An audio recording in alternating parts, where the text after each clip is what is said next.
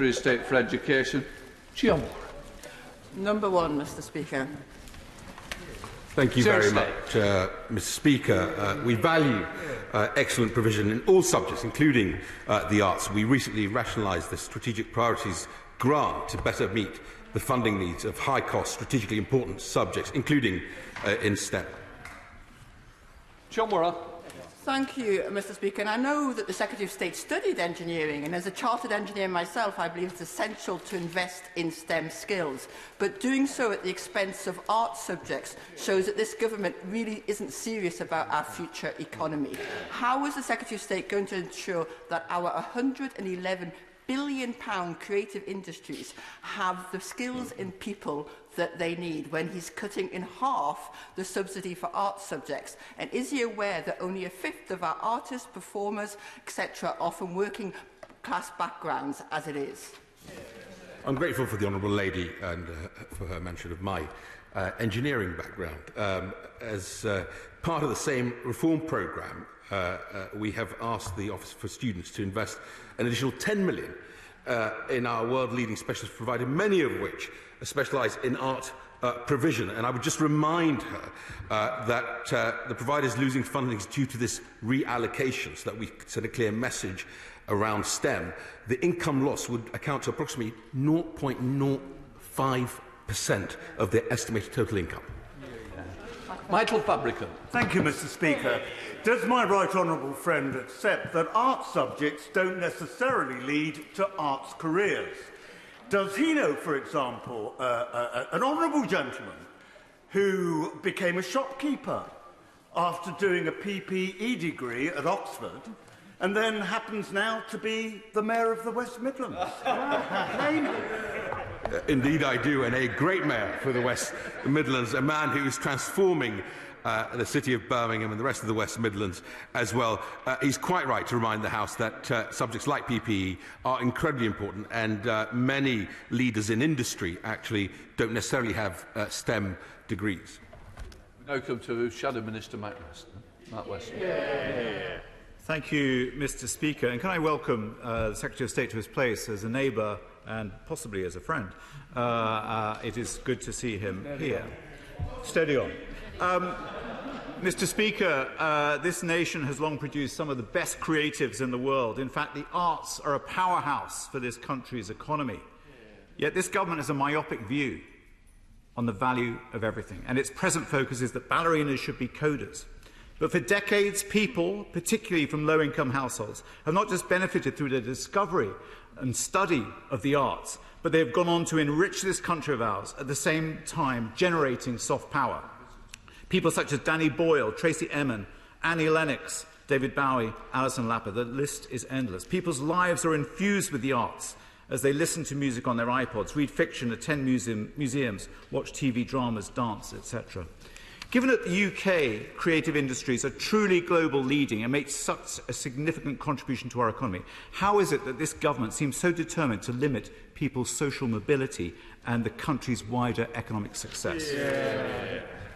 I'm grateful for my honourable friend, I think, contribution, albeit I completely disagree with him. But nevertheless, I think it's important to remember that the arts play an incredible role, both in terms of enriching the minds, especially of young minds, but also in terms of inward investment to the United Kingdom and exports from the United Kingdom. And we continue to value that high-quality provision in a range of subjects critical to our workforce, including the arts, which is why I mentioned the work of the Office for Students to reinvest an additional £10 million in our world-leading specialist providers. Many of them specialise in art provision.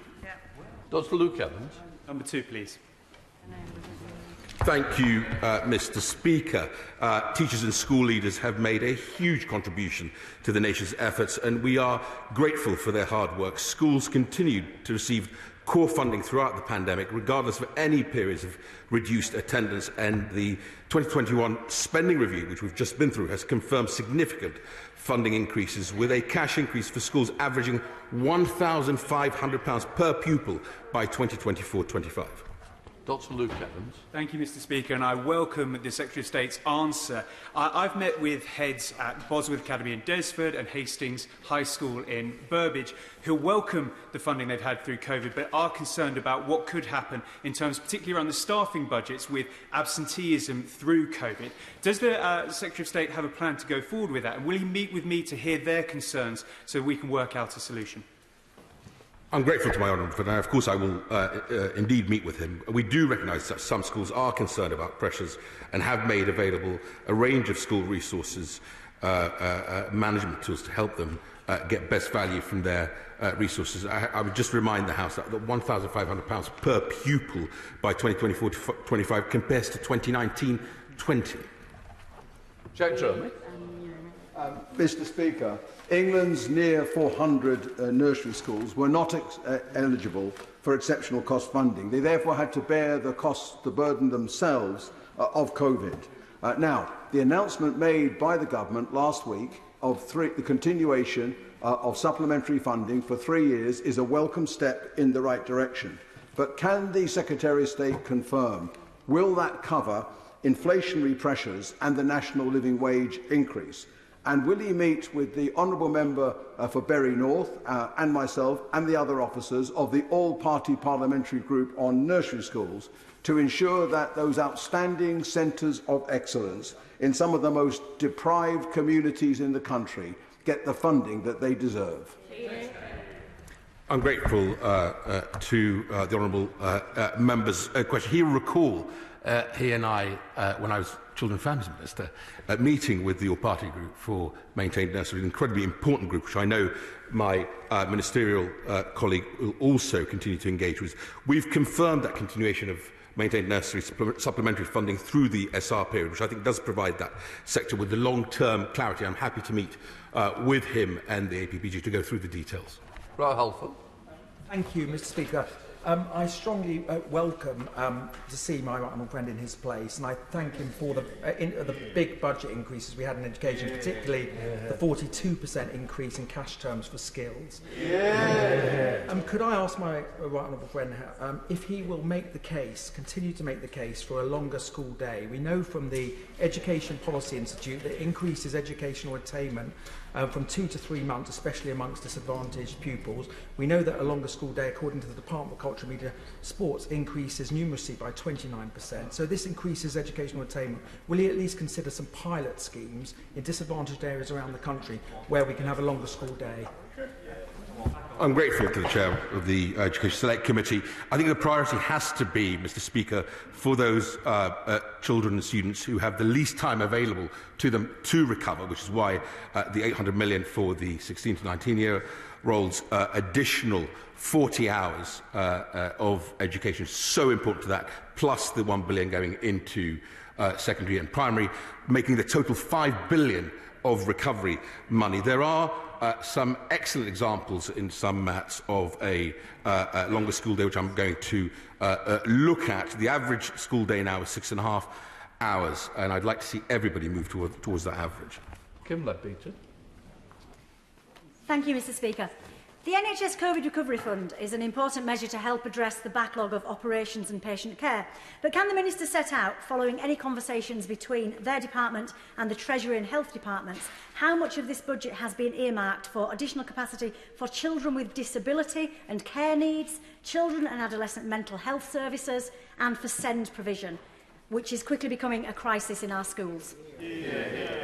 I'm grateful for the honourable lady's question, and I know that my colleague, the Minister for Children and Families, has been championing the additional investment that we have received from the Treasury, £2.6 billion of additional investment into SEND. That includes money going into mainstream schools as well to increase that provision. It is important, as we await the review of SEND, that we make the investment now to create those places so that parents don't feel that they need to go to court with their local authority to get in the HCP plan.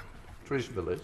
Can I press him on the issue of maintained nursery schools? Of course, I welcome the 3 years of supplementary funding that have been confirmed, but these schools are in severe financial distress. They found it harder than any other schools to cope with the cost of COVID.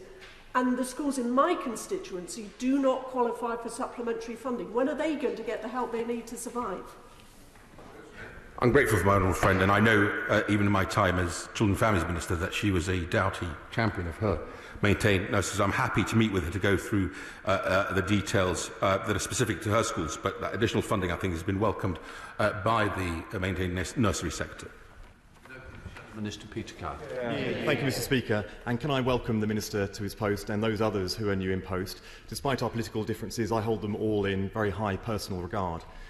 On the 19th of July, I put to the then Vaccine Minister that the only way to have stability in schools come autumn term and to protect the well-being of students would be to offer the vaccine over the summer months. He chose not to. The result is, I spoke to a principal just in recent days who said that schools are no longer primary places of learning, but actually they are logistical centres, twice weekly testing, facilitating the vaccine rollout, dealing with local COVID outbreaks.